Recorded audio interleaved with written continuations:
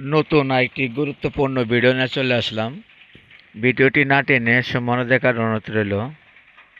সিরাজগঞ্জ একটি চমৎকার একটি ঘটনা ঘটে গেছে। ভিডিওটি না টেনে সম্পূর্ণ দেখার অনুরোধ রইল।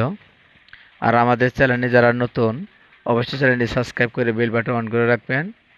আর ভিডিওটি একটি লাইক দিয়ে আমাদের সাথে থাকুন, পুরো বিস্তারিত জানতে পারবেন। যে সিরাজগঞ্জ যে ঘটনা ঘটছে, অবাক করানোর ঘটনা। এখানে একটি গরিব একটি লোক ছিল। উনি প্রায় আপনার 20-30 বছর ধরে ভিক্ষা করে। তো এলাকাবাসী সবাই ভালোবাসে তাকে। যে বাড়িতে যায় তাকে কেউ কখনো না করে না। কিন্তু তার একটি মেয়ে ছিল, বিয়ে দিছে, তার বোন আছে, ভাই আছে। এটা থাকার সত্ত্বেও সে অনেক অসুস্থ। তার এমনই অবস্থা, সে চিকিৎসা করার মতো তার কাছে কোনো আর্থিক কোনো টাকা পয়সা নাই, উনি মনে করে তাই। কিন্তু এলাকাবাসী যারা আছেন, এই যে লোকজন দেখতে পাচ্ছেন বসে রয়েছে, তারা এনে গণনা করতেছে। অর্থাৎ যে টাকা পয়সা যে আপনার হাতেতে দেখতেছেন, যে লোকে ভিক্ষা করে, এই লোকটায় নিজেও জানে না যে তার ঘরে অনেক টাকা আছে। সে টাকার অভাবে চিকিৎসা করতে পারতেছে না, খুবই অসুস্থ হয়ে আছে। তো সে হাসপাতালে ভর্তি আছে।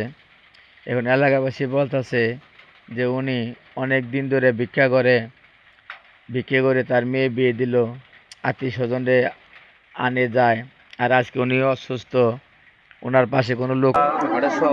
ওয়ার্ডে 1 নম্বর ওয়ার্ডের সভাপতি, ওয়ার্ড বিএনপির সেক্রেটারি হাসু ইবনে জায়েদ হাসু এবং হেজাজুল ইসলাম ফুরুজ রাসেল এদের বস্তা কয় কি রে, বস্তার মধ্যে কি?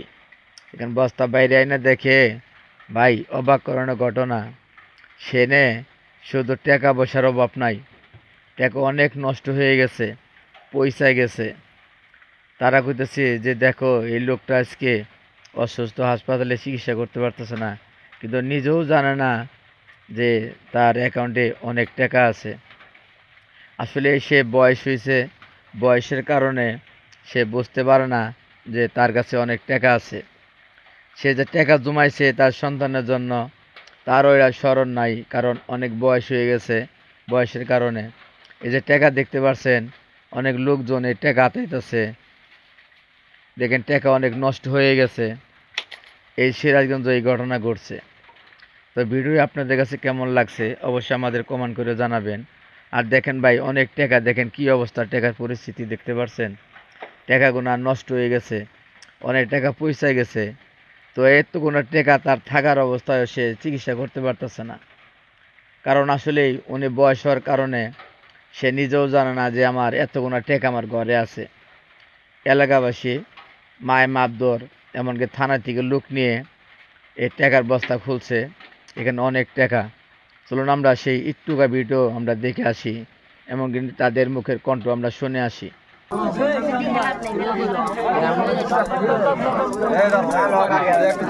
আমি আসলে টাকা গুনতেছি, নেন হয়তো সুবিধা হয়েছে। তোলা ছবি তোলা ভাই,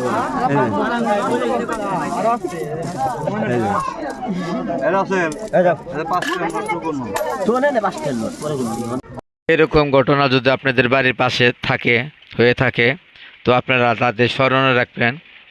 এমন জানি না হয়, সরকারি টাকা জানি নষ্ট না হয়। দেখেন অনেক টাকা নষ্ট হয়ে গেছে।